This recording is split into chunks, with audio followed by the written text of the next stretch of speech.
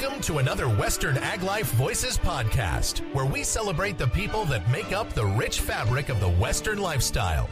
Please do us a favor and thank the sponsors, because without them, we couldn't bring you these free podcasts.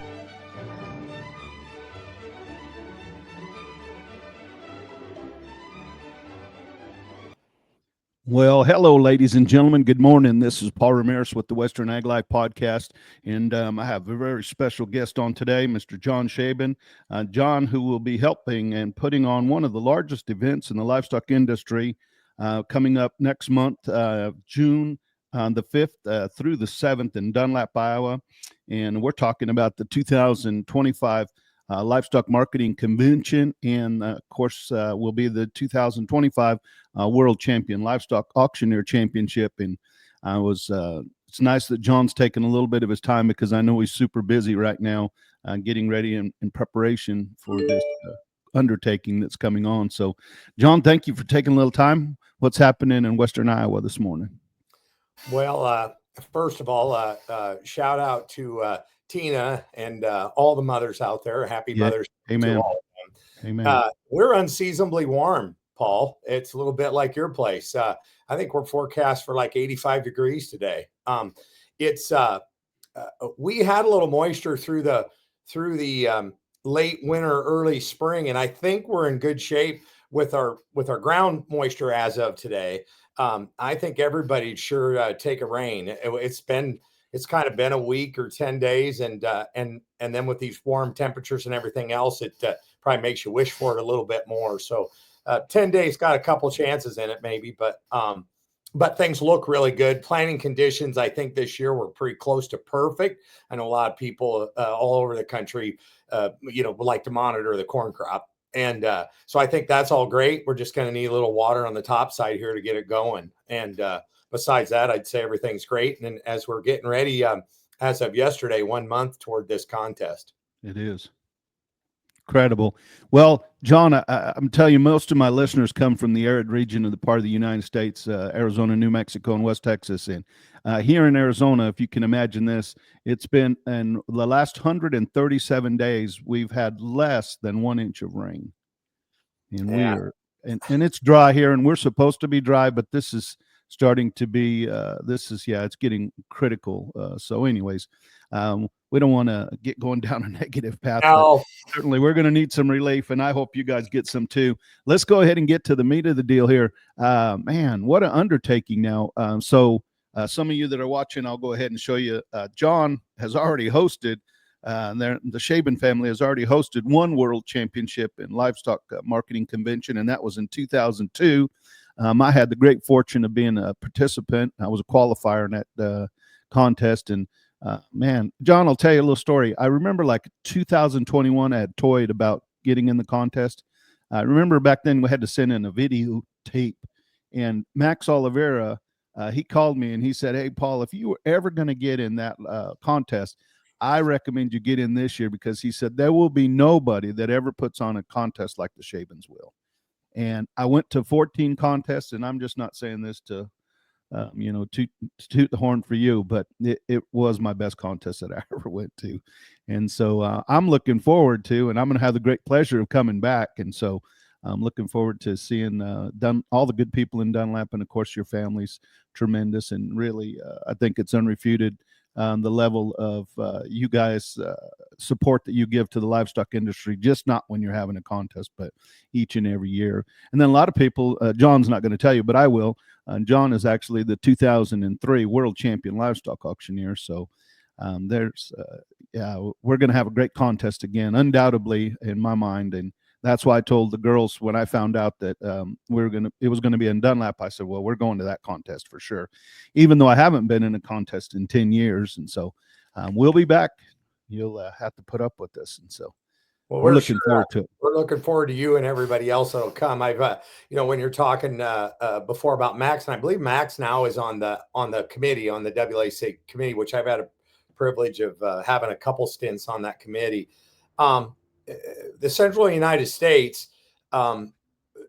probably lacks a little bit of the let's say, national tourist attractions in relationship. When we went to all those contests, and we still do, but when we went around with our kids, Paul, heck, you went to California and you got up into the sequoias, or and you got a chance to go to Disneyland and things like that. And we've had a chance in these contests to get up to Yellowstone and get up to the Black Hills and all those things. We don't quite have all that to offer here. So I always said the kind words you said were much appreciated.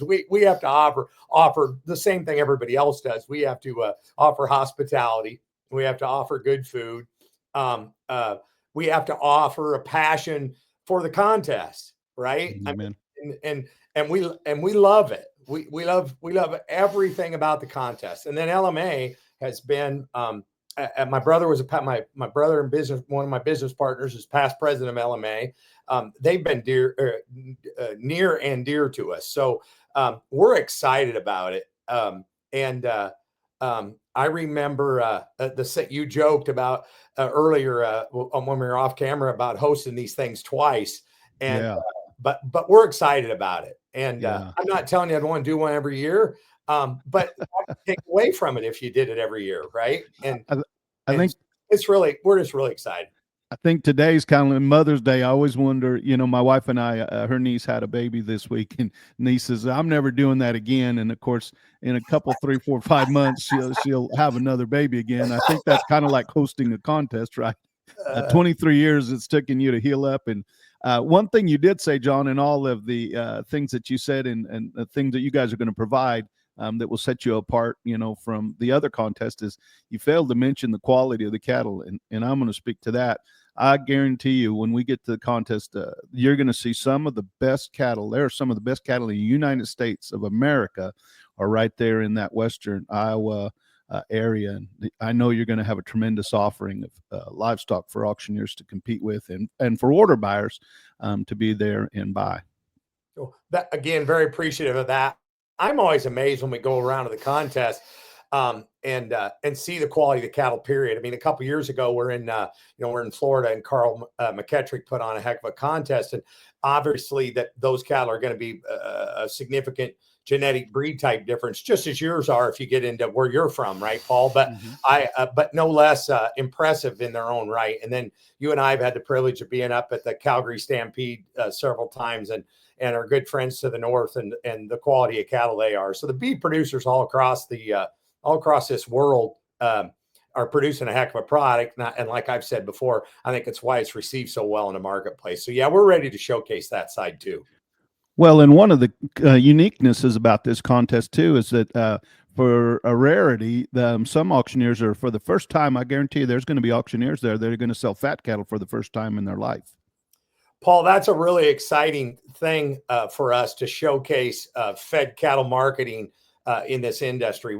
I've said I don't think our industry has many faults. Their production side of it is unbelievably good. A consumer acceptance, the quality of the product, not only physically, but then retail side, all those things are magnificent. We lack a little bit in price discovery mechanism, and that's being kind. Without, we could have a whole segment on that. We could have a whole podcast on that. We could do that for a month. I could. And but open competitive bidding on fed cattle is alive and well in the Midwest, and some of the great auctions throughout Iowa, Minnesota, Illinois, South Dakota, in Nebraska, selling fed cattle at auction is a big deal. And so we're really excited. Had a really good producer who has a feed yard not that far from here, had committed to bringing, and we're just going to sell. He's going to sell one set. There happened to be a set of Western calves that they put on feed. They'll be really good kind. So you're going to get to see the quality of them, and you're going to get to see buyers bidding on them actively. And so we're really excited about showcasing that side of this equation. And I think you're 100% right. There'll be several of those people have never sold fed cattle. Hmm. One of the other things, John, I was thinking about, the other day when we were having a discussion, the prefaces into this podcast was there's also going to be some auctioneers in this contest that might not even have been born the last time you hosted the contest. Yeah, there'd be a couple for sure. Yeah. Paul, and we're, of similar age, and Wow. and we were competing together at the same time. I know this is an age-related statement, but these contestants are getting younger now, I'm telling you, and they are getting better. But let's face it, tools just like this, for you and me to sit here and have a conversation this morning, have enabled auctioneer wannabes, and I mean that in the most complimentary sense, to hone their skills better than you and I had a chance. We had to get in a vehicle and drive somewhere to listen to them, right? We had to, we got lucky there at the end, or when I was learning, we had cassette tapes, that we can listen to. These guys got YouTube now, and I mean, they're good, and I mean, really good. They and are. So it's as somebody that is getting pretty advanced in doing this, it's really exciting for me to see, because the legacy of the oral auctioneer ain't going nowhere, my friend. And because there's way too many good bid callers out here. So and you and I, we have this same passion. We love a good bid caller, right? Amen. And I was always told there's difference between an auctioneer and a bid caller, and there's probably truth to that. Okay. And this contest is supposed to find the whole package, right? Amen. And it does. Yep. I think it does a heck of a job doing it. And we don't need to go any farther than Wade Lice, last year's champion, to say that we're doing a good job. And Jacob Massey, Will Epperly, go down the list, that they're doing a great job of getting these really good auctioneers to the top. But just talking about calling a bid, holy smokes, 31 of these guys, and now, just like your daughter and women, but that's exciting contest, part. 31 guys are going to get up there, and they're going to knock their socks off and selling them now. They're just darn right good. And and again, for a person that loves the chant, it's awesome. It's a great deal. Yeah, I've had this long 10-year hiatus, and I actually was privileged to judge one of the qualifiers at Santa Teresa there, and that the Wallace, he's oh my gosh, have you got a chance to meet that though? No, I haven't. No. Oh, John, I promise you, when you meet him, you have another friend that you just don't know yet. That guy is absolutely world class. I mean, he is world class. He's intelligent. He's articulate. He has got a passion that's incredible. And what he's doing there, on the Mexican border, is something that people have tried to do for a long, long time and haven't been able to do. And he's successfully doing it. And some part of it is by some of the components that I listed about his personality prior is why it's getting done. I don't want to get off on too far of a tangent. I was just thinking one day, and I want you to commit to this, I want to bring you back, because you hit on something there that we need to go back and revisit, that we could do a full episode about the difference between a bid caller and an auctioneer, but more importantly, the essence of what a good bid caller, or what the auctioneer is supposed to be. It's nice that he sounds good, but he also has to know value and has to know how to work with buyers. And one thing that I'm convinced, and of course we're auction men together, is that I don't care what device they ever, or apparatus they ever develop to track bids or take bids or whatever, they'll never create a machine that will know if there's $1 left in those cattle. Right. Yep. Yep. No, there's several examples today. When we went through COVID, and I'm talking about gala auctions and the benefit auction, right? And it's as good as, when they didn't have an ability to have those open galas, and went to the computer thing and that kind of stuff. And it hasn't taken those outfits very long to figure out they needed to get back to where they were, and they need to bring people in a room, and they need to create excitement, enthusiasm to generate big monies for their nonprofits. Right. Well, we're doing the exact same thing in the livestock sector. We're creating profits for our customers, and an ability to get it. And the job of an auctioneer and what they do is imperative today, especially as we're seeing less price discovery in our fed cattle mechanism. I've said this statement 1,000 times, and I'll continue to say it 1,000 times. The only thing wrong in the beef business today is we don't merchandise fed cattle the same way we do our feeder cattle. And the reality of the situation, there's a whole bunch of people in our industry that would like our feeder cattle to go the way of the fed cattle and eliminate the competition of it. How many times in your life have you ever heard, they're just too darn high? Those feeders are just too darn high. How many times in your life you've heard fed cattle? Well, they're just too darn high. No, and that's because we lack that competitive mechanism to do it. We just need a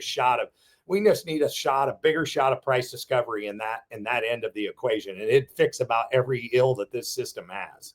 Well, we'll have to.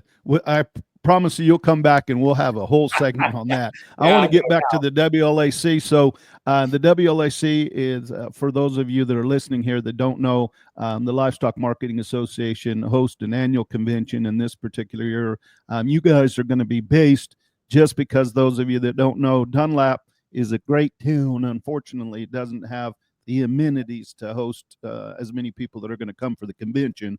So, John, why don't you tell us a little bit about Omaha, and then some of the things that are going to happen at Omaha, and then going into Dunlap.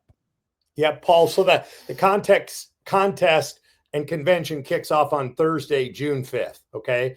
And Omaha's our host city. Dunlap's a town of 1,000 people.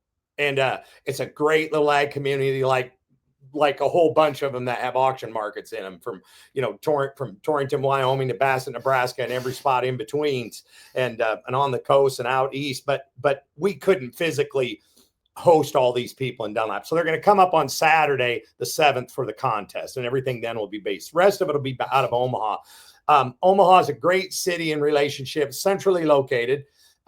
It's got a good airport, the convention center, and the hotel that sits by it. And then there's another hotel, all are downtown, and Omaha is really easy to navigate. Okay. So then I talked before about, maybe we don't have, Yellowstone to offer, maybe we don't have Disneyland. We've got the Omaha Henry Doorly Zoo, which is the best zoo in the United States of America, voted on. Okay.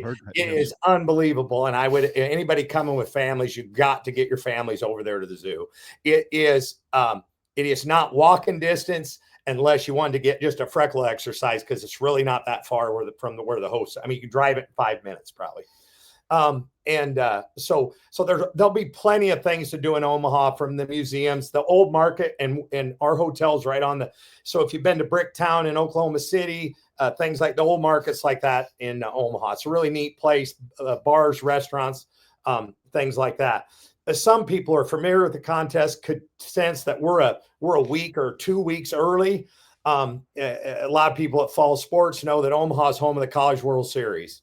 They start the next week. Let me tell you, the WLAC nor any other event isn't big enough to be able to be in the same town when the College World Series go on. It's crazy. And it's great for the city of Omaha and everything else. So we had to go a week early so we could get rooms and all those kinds of things and everything else. But Omaha is it's just a really nice, small, big city. And it'll be a great place to host from. It's an hour drive to Dunlap. The Host Market Barbecue, we're going to go to the next town, which is Council Bluffs, right to their fairgrounds. So it'll be about a 5-minute drive, 10 minutes maybe at the most, to drive for the Host Market Barbecue, which is on Thursday night. Pack auction on Friday back at the hotel. And then, of course, auction and competition in Dunlap on Saturday. And then we go back for the awards ceremony Saturday night in Omaha.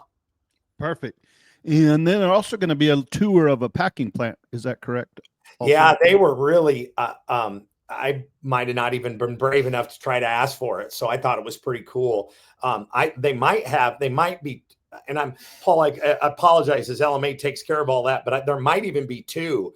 We've got Greater Omaha Packing Company in Omaha. We also have the JBS cow processing facility, used to be XL, 4-star before that. And then, and also the Nebraska beef is down there. So there's actually 3 packing companies, but I think they might be sending people to 2 of them, 2 different tours, so they can get as many people as they can. I think their reception and acceptance to that tour has been really good from what I've heard. Yeah, and then the facilities, there are tremendous, and everything will be good. I promise you. And then John alluded to the fact that there's only 1,000 people in Dunlap, but I can promise you the support that those 1,000 people will give to this contest and these people coming in is second to none. The hospitality, and just I'm sure the town's looking forward to having everybody come. Yeah, it is, Paul. And we talked about this before. Your kids have been involved in FFA 4-H programs. My kids went through it. And I would guess a lot of our ag listeners have had children, go through FFA 4-H programs. You may have heard of Dunlap if you did, because of Sullivan Supply, which is easily the largest supplier of products for 4-H and FFA kids and their projects. They just built a new facility here a few years ago that's walking distance from our livestock auction. They're going to be open the day of the contest. There's going to be a discount to WLAC people who come. You just walk in, say, I'm with the WLAC, and they're going to give you a discount on anything you want. So if you're bringing your pickup truck, and if you're a Sullivan Supply producer, you save your freight, you're going to get a little discount. If you want to head in there. It's a really cool store for anybody that's interested in that side of the equation, because it's a global company. They're easily our largest employer in town. John Sullivan and I, but we grew up together. Heck, we were in each other's wedding. They do a magnificent job, and so as a lifelong Dunlap resident, person who's really proud of the community, I'm really proud of Sullivan Supply and the things they do. And our community, for a little ag community, has done really well. We got a couple large farm supply companies in town. We've got an accounting firm on Main Street, I think, that might employ 10 CPAs. It's amazing what they've done. And we've got a lot of young kids. I said, we've got kids now having kids. We've got 25 and 30-year-old couples that are starting to have children. And once again, that's exciting for somebody like me who's been a lifelong person here. I've tried to be a really good community person. I was raised by a family that thought it was important to give back to your community. And we've had this talk a lot, Paul. These auction markets in these small communities, they need to be good, and they need to be good stewards, because in the fall of the year and you got 1,500 bawling calves in the yards, or, and things get kind of loud and everything else, you better have everybody around not on your side, if you know what I mean. Mm-hmm. And so it's a really good relationship to have. And Dunlap's really excited about having the contest. I bet. And then, John, go back to Sullivan's there a little bit. Whatever you buy at Sullivan's, they'll also ship to you, I'm pretty sure. Oh yeah, they'll ship it. I just said, I was thinking, if you had a truck, it's a time to load up. If you need a chute or whatever, you drop that thing in the back but no, those guys are good outfit. And when I had talked to them about, they were really excited about it. So it'll be fun. And it's once again, it'd be a great business addition in any community, much less one the size of ours. Plus, John will, I'm sure he'd show you a heifer or steer too if you need to buy one of those. I'll sell you one. I've gotten good deals off Jon Sullivan in my life several times, but I'll promise you, it didn't start with the purchase price. Okay. They're pretty good at merchandising those things, but they're awfully good quality. And he's got a couple of gentlemen that work with him have been nearly lifelong friends. He's John Elder's his right-hand man. And we got to know each other showing cattle against each other, but he was from Eastern Iowa, so it's a good outfit. We're really excited about having them in town. Yeah, the community, they'll be tremendous for sure. John, let's digress. I'm going to probably pick a scab back on you a little bit here. So let's talk a little bit about the contest that you had in 2003. Here's my memory of that. First of all, when we came from Omaha and we come, when you turn off in there and you come in that little valley where your facility is, I tell you, I knew I was in trouble when I saw the amount of cars and vehicles and tents that were there. I mean, that place was just loaded up, and then of course, everything about that. But I do remember that day, it was hot, super hot, and the market was not. No, that's a good summation, Paul. It's not a big deal. You had said 2003 for the contest year, but we're talking about 2002. And that it was a weird year, Paul. In January of that year, the Dunlap Livestock Auction hosted the Greater Midwest Livestock Auctioneer Contest, a contest that was won by John Corey, okay, who John then ended up 5 months later won the world too, okay. The market in January of 2002 was really good, and my figures will be spot on. A 6-weight steer that day was going to cost 90 cents a pound. And we had a 2-day contest, had 40 contestants, I think. It was just and we had a all class calf and ear sale on Friday. And then we came back with an all black hided sale on Saturday, and they bought the heck out of them. Okay. Let's take that 600-pound steer from January, the end of January. So basically February 1st. And we're going to fast forward to the same time frame that we had this contest in June. The 600-pound steer that cost 90 cents became a 900-pound steer on the auctioneer contest, right? And he brought 60. And so you don't have to be a mathematician to figure out that's the same money. Mm-hmm. And so a couple things that were really painful for us personally is all our friends, our customers had, we had asked them, and they took the calling, and they backgrounded cattle. I mean, it was one of our largest sales, Paul, that we had ever had up to that point, short 6,000 cattle. And we're a market that sells 2,000 to 3,000 cattle on our really good feeder auctions. We might have a few more on something else, but it was pretty easy to get people to background into this thing. And it was a disaster for them. Then unfortunately, in the fall of 2002, so those yearlings that were bought on the auctioneer contest hit a more disastrous market than it was then. They went into the 40s in the fall of 2002. They got big and nobody could sell them. We were selling fed cattle that time, and this was a common statement. Somebody would call you up and say, "Can you sell my fat cattle?" Not will you, would you like to, would you come look at mine? It's can you sell them? Wow. Okay. It was that bad. And so those cattle were very painful. They were painful to the person who backgrounded them. They were painful to the person who bought them that day.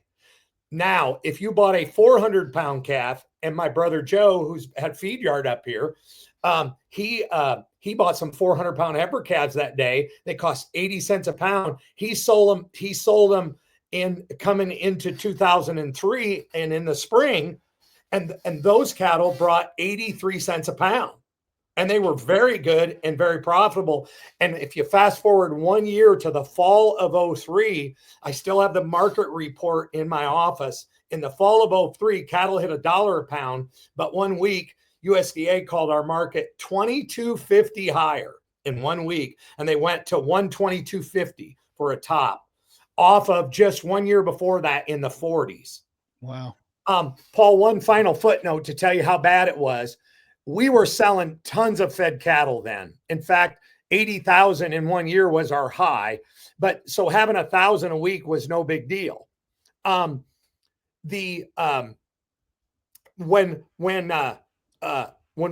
we had that fed cattle auction and that thing was going, we wanted to showcase them just like we are now, right? So we actually had a customer with 200 cattle. Everybody was going to get 7 drafts of 7 head and a draft of fed cattle to start their deal. And we aborted that mission the week of the contest because the fat cattle market was breaking so bad. And my exact words for my brother was, we cannot remind them every 8 drafts how bad the fat cattle market is. And so we did not sell fat cattle on that only for cosmetic reasons, because it was that bad. So to tell you, we're not doing this contest for a do-over of that, but boy, are we going to be appreciative if we get it. And as of right now, if nothing changes from today, the people who backgrounded cattle into this one are going to get rewarded as much as the other ones got punished. And I'm very thankful for that. Amen. Yeah, I'm looking forward to seeing that for sure. And I'm glad You brought that in. We're in a different market, and this market, has a desire, and we find ourselves in a different time too. And again, I don't want to segue because we could get off and have a conversation probably for another hour about this, but I'm looking forward to, and I think you are too. The market's going to be good, and we got a lot of demand for our product, and this is a different time. So yeah, we're looking forward to seeing you. Hey, let's talk a little bit about, so what are some of the things that you guys have been doing to prepare for this contest, you and your staff? I know it's a arduous undertaking for sure. It's Paul, I'm glad you say it. My mom and dad built this facility in 1974, and boy, am I thankful that they did it. Once again, historians will remember that 1974, when my folks opened up in December of 74, a 400-pound heifer calf was worth 12 cents a pound, $50. And I'll promise you, they weren't very proud of their initial go in it when that thing opened up. Times were pretty tough. And I think by the late 70s, the thing had changed. The markets had gotten quite a bit better, and they probably felt a lot better about the building the business. Dad had driven around the country, had been around the country to several auction markets. One of the markets that he used was one of them in one of the markets of Brush, Colorado. And that's kind of how that was the template of how this market was built. Oh, really? We have not done a lot of, let's talk about the inside real quick. The only big cosmetic things we've done in this place since 1974 is when we hosted the contest in 2002. We remodeled the actual auction arena and dressed it up to make it look a little more Western. Put a false ceiling in it so it had a new ceiling, and that was the extent of it. Okay, so if you're going to fast forward it now, almost 25 years later, the wood we put in was a great choice because it looks better today than when we put it in. It looks weathered and it looks right, and so we've done nothing.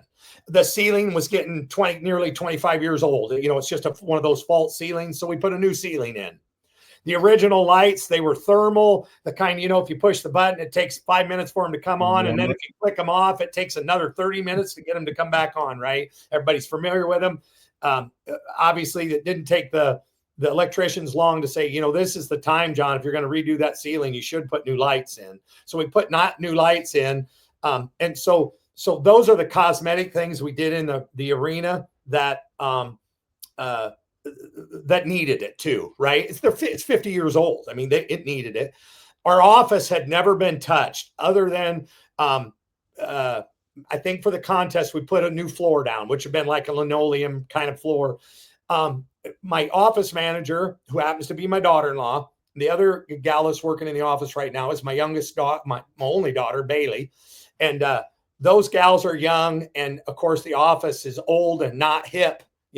So we had to come to the modern ages in the office. So the girls were in charge of the office, and they have and it looks nice and fresh and updated. And so people see a new office that they didn't see when it's laid out the same. We didn't change the structure of it, just the wood on the side, and then in the same place, our cafeteria was original.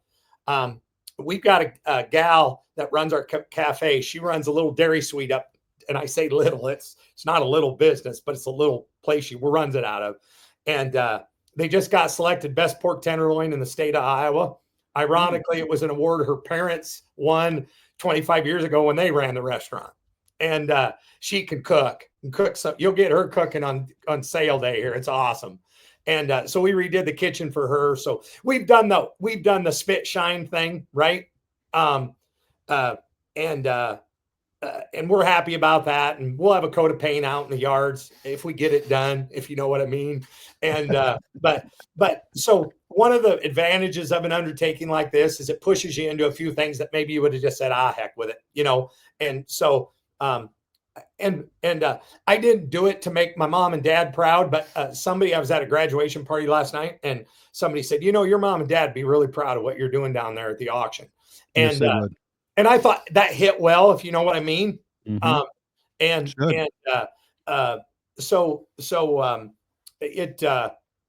They'll be happy. My mom ran our kitchen when she was down here. I know she'd be really happy about how the kitchen looks. So, and she'd be really happy about the people who run it too.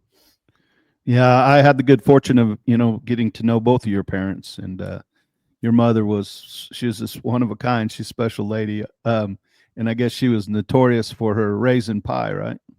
Yeah, that was, Paul, that takes good story. So, 02 was the very first pack auction when we hosted the contest. My brother I know that he had said, gosh, here we got all these auctioneers. Why in the heck aren't we having an auction? So the very first pack auction was when we hosted. And oh, really? And I still remember Sean Madden, who would have been the champion the year before. So he was the champion host, just like Wade Leist will be this year, bought my mom's pie for $1,000 on that auction. And I remember that. Mm-hmm. And I forget lots of stuff but I remember that well. I remember that well. And I remember your dad too. When we get to Dunlap, I'll tell you a story about what your dad told me. We don't want to put it on the podcast. He told me he was already probably, a little older than I am even now, but he was giving me some elder advice when you get older, things to do. But I'll remind me when I get to Dunlap, I'll tell you what he told me. Dad, mothers and father. I mean, obviously, you hope that everybody loves their parents as I love mine.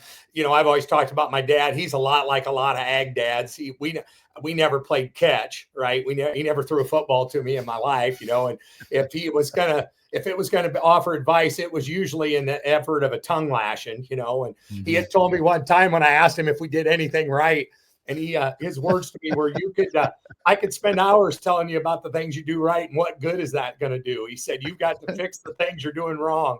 And I still, to this day, it was one of the few times in my life I was ready to about get in a fight with my dad. I mean, I was really, and when he told me that, he got in his car and drove away before I could do anything about it, and so it's those things. And honestly, my parents, they gave us this business, this legacy, this ability. But my dad told me one time, he said, I never thought I was the smartest guy. I thought I had to work pretty hard. And I'm not telling you that I work harder than anybody else, but I am telling you that agriculture is a hardworking business, and the people that I work for are hard workers. And to be in the cattle business, that's a business, Paul, as you well know, it really hasn't changed in relationship to the physical component of raising cattle as it was 100 years ago. Oh, Bobcat makes it easier, right? Yeah. And there's some tools and a good tractor and a good baler and all those kinds of things. But when you're getting a set of pears ready for grass, it's the same it's been forever. Yeah, pretty much. And so it's so this is a hardworking business, and we get to work for hardworking people. And I think it's important. They expect you to do, they expect you to work hard, and you should. You're dealing with their livelihood, right? Yeah, boy, John, that's pretty profound for me. I had never thought about it, but yeah, your dad's wisdom is correct. Yeah, we're working for hardworking people, and we better be working hard if we're going to get any appreciation from them. And that's so true. I never had thought about that. I promise you, I'll carry that forward for sure. And your dad leaves some wisdom behind. And like I say, you guys were blessed to have, people don't realize, and of course, today's Mother's Day, but people don't realize how fortunate they are if they have good parents like you had. So. Yeah, very, very much so. Yeah, and what you should be, in my opinion, the biggest emotion that you should have about that is, if you're lucky enough, is gratitude, right? Mm-hmm. You should be thankful for it, because in theory, then you won the genetic lottery. And, and there's kids that didn't win the genetic lottery that have achieved great things in their life. And there are others that the reverse of it, had the genetic lottery in their favor and squandered it. Okay. Mm-hmm. But yeah, we're pretty lucky to, they could have, my mom and dad started in the bar business, Paul. They owned a bar in the next town. I remember that. Yeah. And my dad worked at the auction. And it was when the banker came to him and said, we want you to buy the auction. And he had and this is a great story about bankers. The banker said, we want you to buy the auction. My dad said, well, we can't, we don't have anything to buy it. And the banker said to him, he said, you don't understand. We want you to buy the auction. And they set a deal up. So him and mom were able to buy it. Wow. And then ironically, our homestead here in Dunlap, that same banker, my folks lived in the next town. They lived in Erling where their bar was. And they were already having kids at the time. And this banker went to this gentleman, a farmer at the edge of town, and said to that farmer, you need to sell that acreage to this young kid who is in this business in Dunlap. He's having children and he needs to live in Dunlap. And that farmer sold that 40 acres and that house to my mom and dad. That's the influence, whether you're in the auction business or whether you're in the banking business or any other, that you can have on people. And it was pretty profound, because now that has turned into four of my family members that have settled and lived in this community. Right. And now those 4 have produced a bunch of kids that are working here. And of those kids today are a banker and an insurance person. And agribusiness people here. So it's all because, really, if you want to say it, all because of that one banker. Definition of legacy. Yep. For sure. Jon, I don't want people to be intimidated by the fact that you're also going to the sale barn. The sale ring will be full. And of course, I know you want to accommodate most of your order buyers to get in there and sit in there, but you're going to have provisions that will be on the outside that people that want to come we'll be able to watch and get the essence of the contest and eat and so forth. Why don't you tell us a little bit about what you plan to happen outside? It's a great story. And Paul, on the first side of it, before I address the crowd coming to the sale, I want to talk about the consigners and the cattle coming to the sale. I just had a customer the other night call me and say, I've got 5 head. I wouldn't mind bringing them to the auctioneer contest, but do you want to mess with them? Okay. And you know this, if we don't have small size producers, we don't have a business, right? I mean, we sell for so many people that probably have 20 cows or less, it's crazy. So I told this individual, oh gosh, yes, we want them as a contest, you understand, but maybe a lot of people have never been to one. So there's 31 contestants. They've got to get 8 cracks at selling cattle in the preliminary round. We call them drafts, right? They have to get 8 drafts. A draft can be 1 head. A draft could be 25 head. Right? Could be 55 head. We have to have 248 drafts just to get them through the preliminary round. Okay. Then they pick a top 10. They come back and sell 10 drafts in the finals. So we have to have another 100 drafts. So now we're already at 348 drafts for the contest. Then the past champions sell in the break between selecting who's going to be in the top 10. And there'll be 20 past champions here. I don't know. I'm just guessing, right? So you need a couple drafts each for them. So we need 40 or 50 more drafts. We're at over 400 now. We're going to take about 10 drafts to warm up the contest before we actually start. Okay. And you don't want to end the contest on the last draft because you don't want to cut it that close, right? So we probably need 450 drafts of cattle. Now, if you're a market in Florida that sells them one at a time, you can snap your fingers and get that done. We're not going to have the ability to do that because we're going to sell load lots too. And we got to keep it fair. So we're going to push all our load lots to the finals.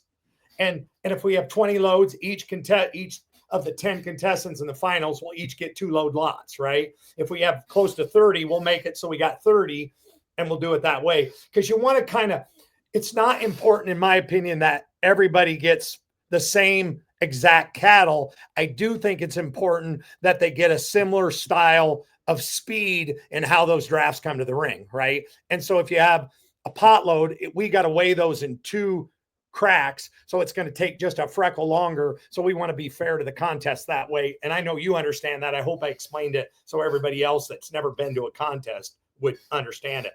So that's the first thing. So I told this guy with 5 head, I said, are they steers and heifers? And he said, yes. And I immediately went, oh, that's great. Because that's 2 drafts. And I only have 5 head to get 2 drafts, right? Bring them. Even though we've got 4,500 cattle on the auction contest right now, I'm not comfortable with how many drafts we have. I don't think we have enough yet. Okay. And we'll get that done. And we're a month away yet. We'll get it managed. But also knowing that logistically, I don't want to handle 7,000 or 8,000 cattle here, because our place won't run as efficient if we're that tight, if that makes sense. Yes. So we've got to, if I had 30 people in the next 2 weeks told me they were coming with 10 head or less, I'd be excited because then I know I got love it, huh? careful. Yeah. Now, back to your original question about the people coming. We're lucky. We've got a pretty decent sized arena. Okay. So we're not going to restrict it to anybody. We're going to reserve buyer seats, as we can't run the auction without them, right? We'll have to reserve some seats for the families of the contestants. So as they're selling, they can come in and have a place to sit, right? But I think we'll have at least 100 seats or more that will be open to the public, okay? The people can come and go. So it'll be a little hectic and chaotic, but that's what an auction's supposed to be, right? Amen. Amen. And so, but outside, we're going to have a really large tent. It will cover our whole building size. We've got a concrete pad out in front of our building that'll be covered by a big tent. There will be surround video in there. There'll be TV, so wherever you're sitting in there, you'll be able to watch the contest. There you go. If you see the building, you'll see all those cars parked there that just popped up. That's going to be a big tent. Okay, and so those people will be coming there. There'll be food served outside and food served in the cafeteria. So they'll be able to eat both ways. We'll have portable restroom facilities outside. There'll also be, obviously, the restroom facilities inside. So we're going to be able to accommodate all the people that are going to show up. That's not a problem. If it's a little bit rainy, it will probably hurt the crowd a little bit, but you will have no problem getting here and being inside one way or another. Parking, the biggest thing you have to be careful when you get big crowds is that you don't limit access to trucks coming in so they can start unloading cattle. So we'll have a parking crew here where you see all those vehicles, and those are trucks parked there. That's probably all going to be car parking. We're probably going to send the semis in this picture just out of view in our parking lot to the south and west. And then we'll probably send pickups and trailers. We have a pasture across the road. We'll probably send them over there just to keep the parking lot a little more manageable and a little less hectic than it would be, say, if you had a normal big cow sale and there's just, trailers everywhere and things. So, I hope we're ready to handle the crowd. We're hoping for a big crowd. I anticipate you're going to have a large crowd. Yeah. Yeah. I've talked to several people. Matter of fact, I talked to a guy from Central Iowa, and he's coming over, and he's in the ag industry, but he's coming. He just wants to be part of the contest and, be part of the atmosphere and so forth. And so, yeah, it's going to be a great day. I promise you, we're going to have a good time. And I'm sure your staff, now you've had to get all your staff prepped up and ready to go. And one thing we failed to mention in all this, you also employ a World Champion Auctioneer. And let's talk a little bit about your staff and what's going to happen that day. And then I know your wife, Julie's, she's going to have a big day. Yeah. Well, you were referring to Will Epperly, who won a contest here 3 years ago, I believe, when it was in Shipshewana, Indiana. Will has been a part of the auction here now for, over 10 years. I'm sure he'll probably tell you it feels like 50. Just here a couple years ago, we restructured the company. So Will became an owner. He's an owner of the company. And that's good for all kinds of reasons. Because one thing I always say when people say, there's gobloads of things I like about my partner, Will. But when people say, what do you most like about Will? I say he's young. I mean, it's exciting, right? Yeah. So it's, he's great to have as a partner. Will got hired here originally because of his bid calling ability. Paul, we had bought the market in West Point, Nebraska. I was doing a majority of the selling. Just like you, I've had a couple bouts with vocal cord surgery, and I've had and that's another whole podcast you and I could have. It is. We should have that. And I was just selling too much. Okay. Yeah. And so I had told my brothers, we gotta go get a bid caller somewhere. We had a history with the Epperly family. My Albert Epperly, Will's dad, was on the LMA board when my brother was president. So we knew the Epperlys were good people before we really knew Will very well. Obviously, I could listen to Will. Will's God-gifted rhythmatically. You can't teach it. Yes. Okay. No. He's God-given that. I mean, I don't know what I would pay to have his rhythm, but it'd be plenty. Yeah. And Will's a good bid caller. And so Yes. what I didn't know about Will Epperly when we hired him, he's hard worker, crazy hard worker. Yeah. Crazy hard worker. And Will's That probably comes from Susan's genetics. Guarantee it now. She's a wrestling mom. I guarantee you, she's a worker too. Well, that she's a wrestling mom, and they're a little and if she ever hears this, I hope she's smiling. Wrestling moms are a different breed of people. Mm-hmm. And I'll promise you, Will Epperly did not get coddled. She loves the dickens out of them 2 boys of hers, but she didn't coddle them. She treated them like a wrestling mom. And I'll guarantee you, I'll bet you if they didn't work, Mama was going to get after him in a good way. Put a knot on their head. I love that gal, and I loved how I do too. She's raised 2 freaking awesome kids. She's one of my all-time favorite people. Not that Albert didn't have anything to do with it, but we won't give him any credit for it. Let's put it that way. So, yeah, Will's and I think Will's equally excited about the contest for obvious reasons. Okay. Sure. And he's been a really good liaison for me, because if I'm driving down the road and think of something, I'm like, hey, we'll make sure this gets done. And we just get done it. And I brought up something to him yesterday about, hey, and we got to get that thing. And we have a barn called the Sea Barn. And he goes, you mean, and he knew exactly what I was talking about that needs to get addressed. Right. And so he's been a really good business partner, been excited to have him here. Will, like when we hosted the contest, Paul, I was outside the whole day. I remember the outside road. Yeah. It was funny. Will came to me months ago and said, John, hey, I want to be outside when we're hosting the contest. And I said, I get it. And he wouldn't have known I was out when we did it. I said, that's where I wanted to be too. I wanted to make sure that, because there's at every auction, there's always crap that happens. Right. And you just want to make sure that the people inside don't see what happened outside. Right. And that just happens, it can be from gates breaking, goofy things, you know what I mean? And so it'll be nice. Will be nice to have outside. And I know one thing, when that door opened, there'll be cattle there. And our crew, but I don't want our crew to think that this is something different. I don't want them to treat it. The only thing different should be what's inside. We change auctioneers every 8 drafts, right?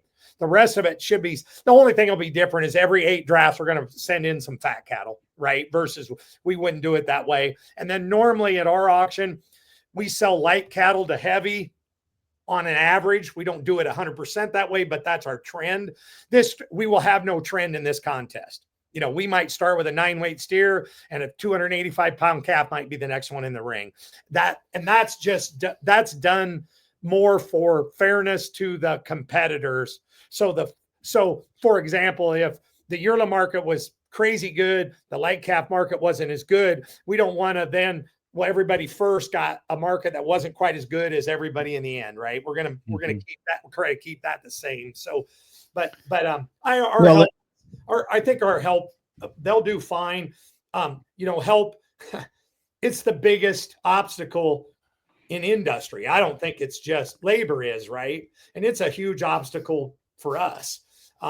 It's hard work what they do, Paul. And certainly we could have another podcast on labor involved in agriculture, you and I. It is a dangerous job, right? You're amongst moving obstacles that can be lethal, right? Yeah, that have a brain the size of a lemon. Yeah. It's and my brother told me one thing during COVID. I have a lot of respect for my brother's my business partner, but the one thing he told me when COVID first hit, I really thought COVID would be disastrous to the livestock industry. I just thought it would, and it was. It was. To some people, it was big time. Well, the markets, for one thing, collapsed, right? Mm-hmm. And he said to me, "What is our biggest? What task is our biggest task in?" Of running this place. Okay. And during COVID, that seemed like a simple answer to me. I said, well, to make sure we can keep our markets open, right? Because they were talking about closing it, right? It's a public thing. And the state of Iowa actually put a a number of people quote on us. We could only have 25 people at our auction. Okay. All right. That's what I said to my brother. And he said, boy, you were way off. And I said, well, what do you mean?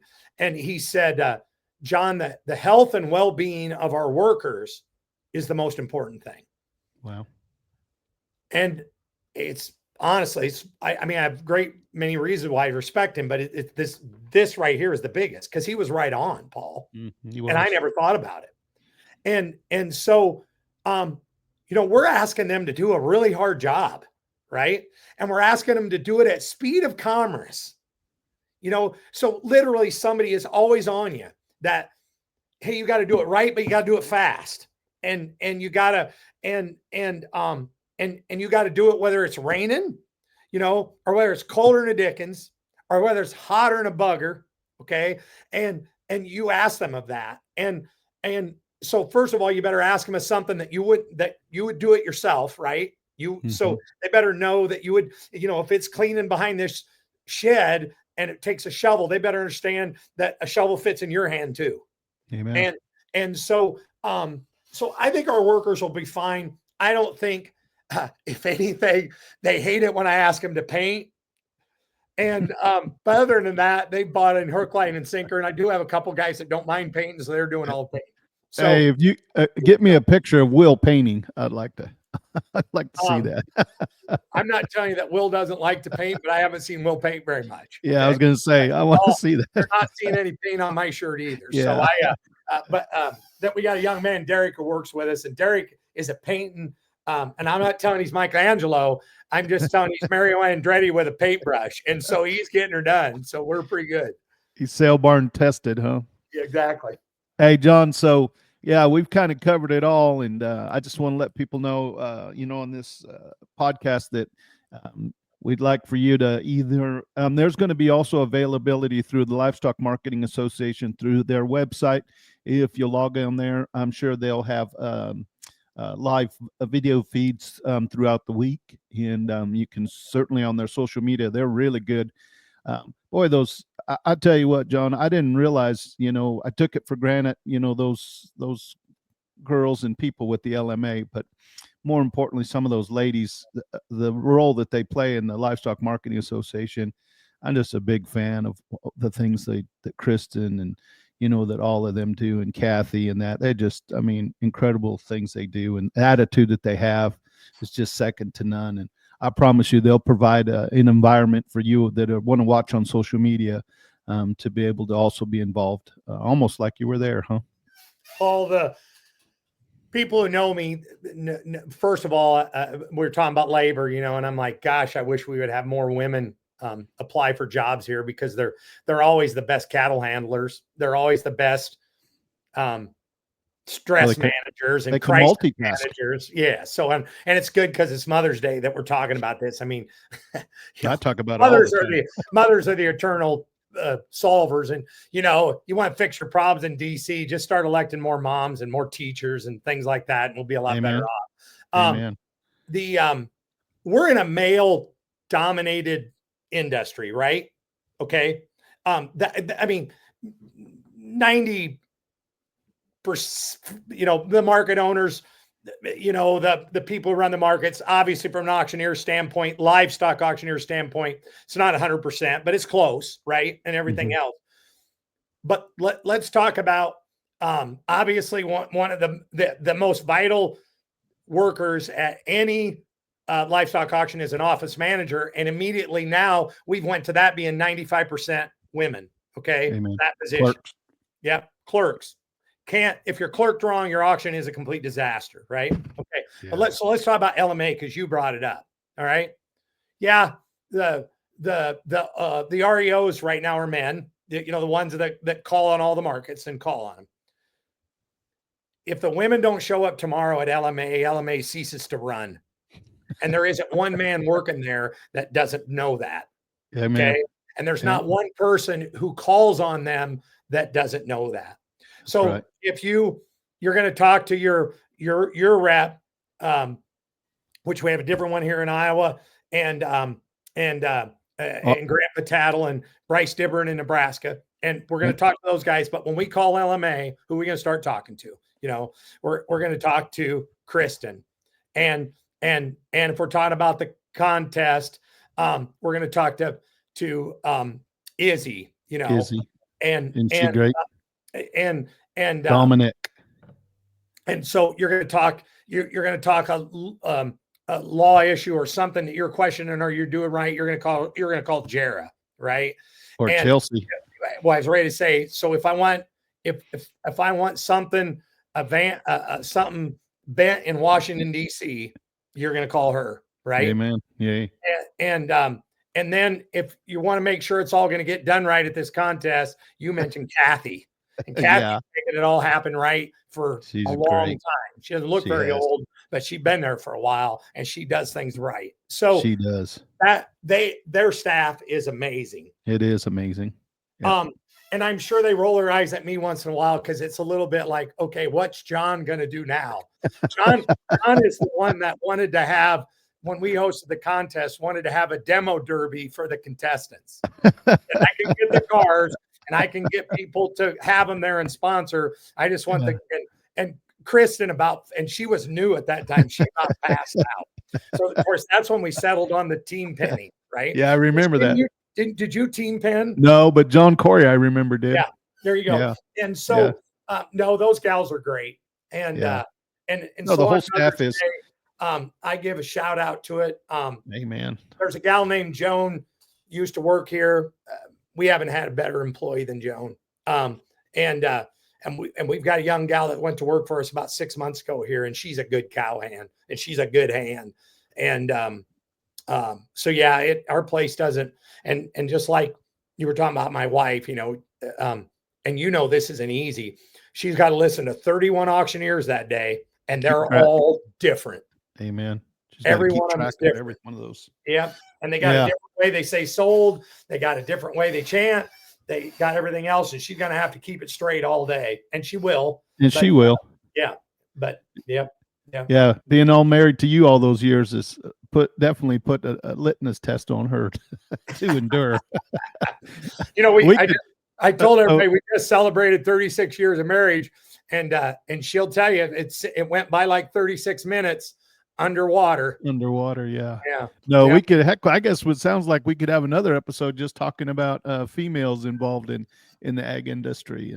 I've always had pretty sweet eye for Tina and then when Madison started coming around and she's a spitting image of both of you, and that's just awesome. So she loves it too. When we talked about not many women auctioneers, and I know you're pretty proud of her, as you should be. I just saw the YouTube videos of her bid calling at the bonus auction at the fair, and good for her.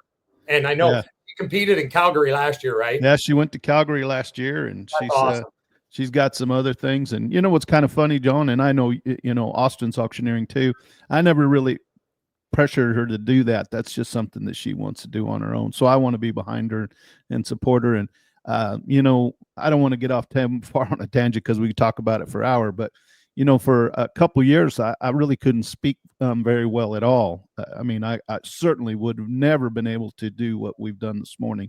And my voice has gotten so much better. And I look forward to this time. I kind of have this that her and I will be in a contest together. So cool. I'm thinking, that's 5 years ago, I would have told you that would never happen. But I feel like I sold 3 sales in the month of April, and I hadn't sold 3 sales in 8 years prior to that. So I've been able to find a place with my voice that's better. And you're right. Really what we should do, and one point in time, we will maybe come back on and we'll talk about how auctioneers need to take care of themselves. And some of the things that, bid callers, that I was never told, and I wish I would have been warned. And then I've had professional help, and I have to give credit to, I went to one individual in Hollywood, and he's one of the best voice coaches in the world.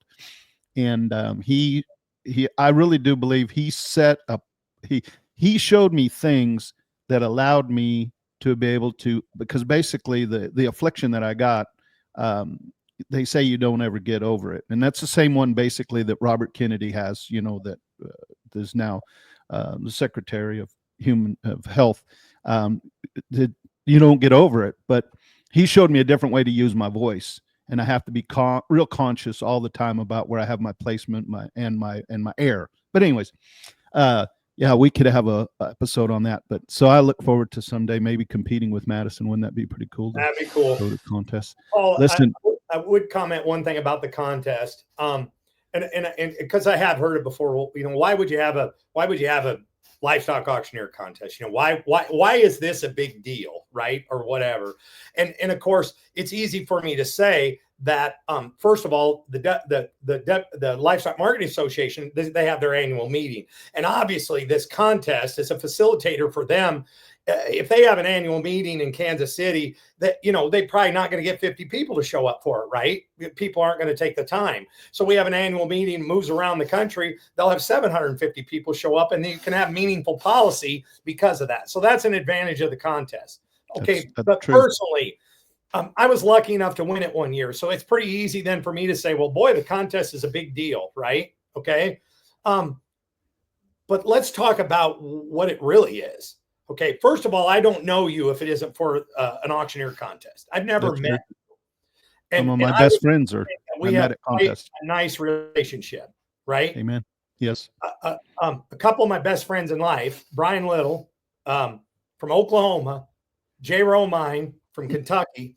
I do not meet those guys if it isn't for an auctioneer contest. True. I love them. I love their families. And people aren't very blessed. I'm not very blessed to have had those extra high quality friendships and then to get them. But, then Paul, like you and I, if we're lucky, we see each other once a year physically, if we're lucky. Mm-hmm. Right. And so this contest gets a chance to bring those friendships back into play. And then pretty soon, when Iowa State plays down at Tucson, I'm going to be there, and Ramirez are going to welcome me, right? Yeah, and you don't have to rent a room. I can't tell you how many times that Jay Romine and I met in Stillwater, Oklahoma, to watch a football game with Brian Little. Oh man! So it's just the contest winning. Again, when I was lucky enough to do it. And I'm very, very happy and thrilled to wear this ring. Okay. Amen. Yep. I would throw this ring away in 2 seconds if it meant not having those friendships. Because they're just a big deal, huge deal. And then all the people you got to meet from in all different walks of life and that can facilitate business, but more importantly, friendship. And it's a great deal. And in a month, the only thing that stinks about hosting it is I literally won't be able to spend as much quality time with them, because auction contest day for me is an absolute blast. Mm-hmm. You get to watch them all sell. You get to visit with all these people and everything else. I'm going to get none of that this time. None of it. But that's okay. I'm willing to trade it in for once, but I wouldn't want to trade it in every year. Well, John, I'm going to play to the other side. I don't have the ring, but I will tell you, I've told people this, especially when young auctioneers, and I've got the chance now. I have some young auctioneers come here to the house, and I help them with their bid calling and so forth. But I tell people that I don't have a championship ring, but I have championship friends. And the friends that I developed, over the period of the contest, they still come to my house. My guy, Shane Wolf from North Dakota, he comes and stays with us. And I've stayed close with Michael Imbrogno and Jake Cheechoff. And the list goes on and on and on, of really good people, that I've got to meet. And of course, Wade, I remember when Wade went to his first contest. And so it's true. And certainly the auctioneers are listening. I would recommend, a lot of times, I don't really know if I'm ready to go to a contest. I say, well, go ahead and go, because the opportunity may not be that you may not win, but I promise you, you're going to be able to make some contacts. I went to a Greater Midwest contest and I met a man, and John, I sold cattle to that man for 7 or 8 years. And I'm going to tell you, it ended up at the end that I was making more money selling him cattle than I was auctioneering. How would have that happened? You know what I mean? Yep. So Yep. you auctioneers that are listening, don't go to the contest. And listen, you can go ahead and get better at a contest. I'll tell you a quick story, and then we probably got to go. But of course, Dunlap, we've said that 2002. That was my first contest I went in. There was a tape we could send in, and I was fortunate enough to get judged from the tape. But man, they had us. You guys at that time, John, I know you remember this. We were sequestered over in the church. And they come and brought us over to the sale facility there, 3 at a time in a van. And I remember I sat in that van and it was hot and then I got up on the catwalk. And then when I went inside, but when they pulled that curtain back, I tell you what, I think I saw 10,000 eyeballs, and I knew I was in some trouble. And thank God Sean Madden, was the MC in that. And man, I tell you what, it was 2 or 3 drafts before I settled down in there, and he was kind of helping me out. If you go back and watch the video, you'll see him cup his hand, and he said, "Go right, Paul, go left, stay left, go right, come left." But again, I wouldn't have traded it for the world. I've made so many good friends. And so those of you that, are auctioneers and you're thinking about going in a contest, just go. I watched those guys at Santa Teresa, so many of those guys that were there, and, even the guys that didn't make the top 10, they're making plans to go to another contest or making plans to see each other. And what a camaraderie a lot of people don't know that, we as auctioneers have. And certainly, I appreciate your friendship. And certainly we miss Brian. And, I got to be good friends with Brian. And then Jay's, one of my all-time favorite people too. Yeah, that contest, when it's and you just have judged one here not very long ago, when it is as arbitrary as 5 judges that obviously are going to have 5 different ideas in what they find to be ideal. Okay. So the judging is as arbitrary.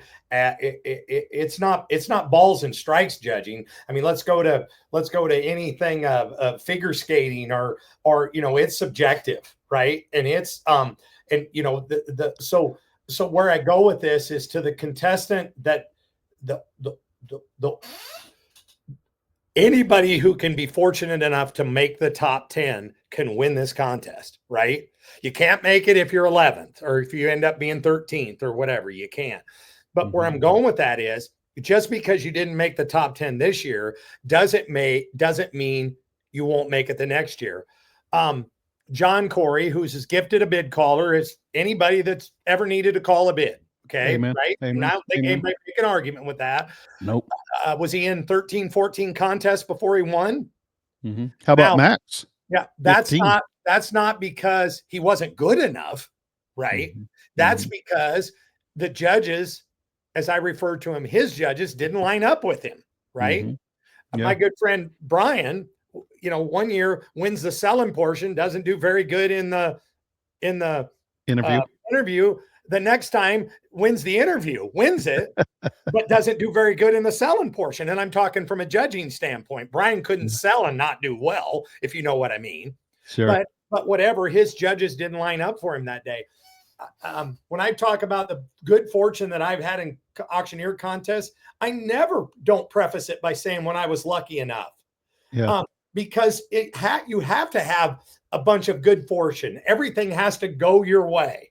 Plus the cattle have to flow for you. Everything. Yeah. And then also line up around, sometimes, you line up around the wrong guy too.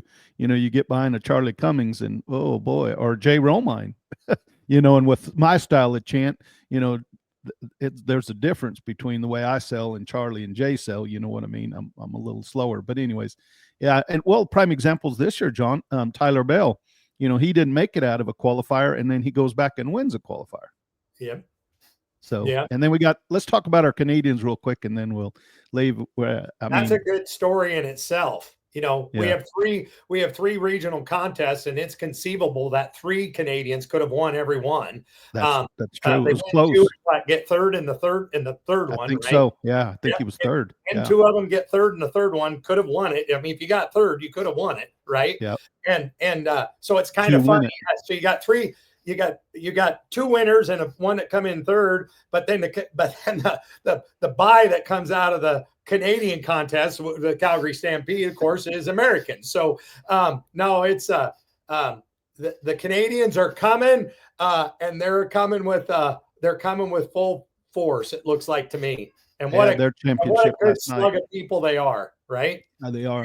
Oh, I'm a big Canadian fan. You know, I know there's been a little politics going on in this and that, but And we can have a little fun and laugh about it. I said that one of the judges this year is Canadian, Dan Skeels. And I told him, I said, if you think about it, if you're when you guys become statehood, you won't even need a passport to come down to see us, and I'm not sure they like it and think it's funny, but all them Albertans, I think they'd convert if you ask them, and certainly we'd want them.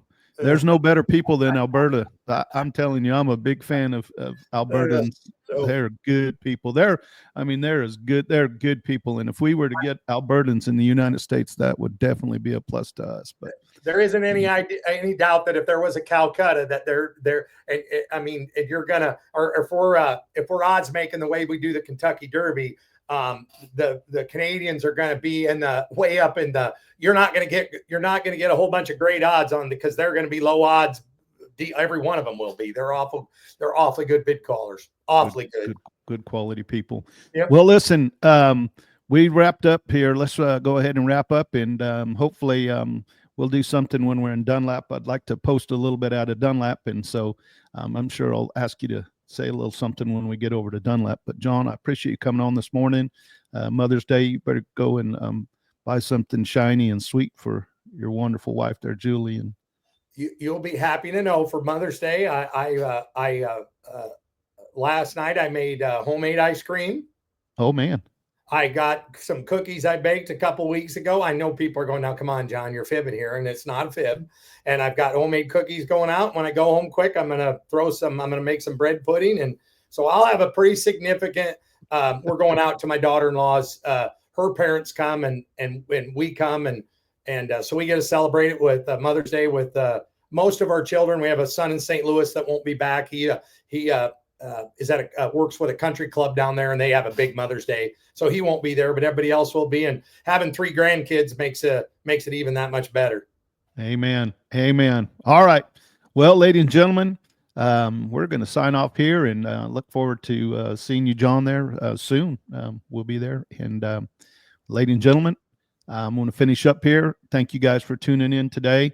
And don't forget, if it's Western, it's probably the Western Ag Life.